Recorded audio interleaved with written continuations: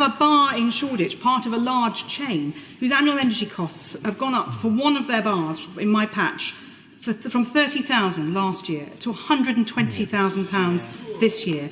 And all energy contracts are now being renegotiated, with some seeing at least a 300% uplift.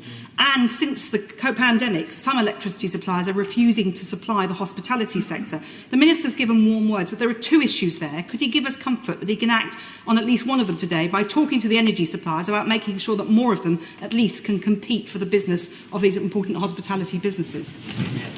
Well, Mr. Speaker, she does, as ever, raise interesting and telling points. It's worth reminding ourselves, as I said earlier, that businesses, for their energy bills, tend to have long-term contracts.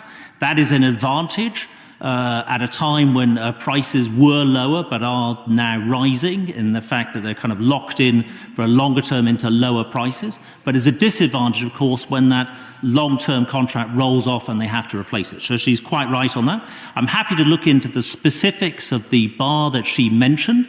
There's no obligation currently on energy suppliers to supply businesses, unlike an obligation to provide consumers.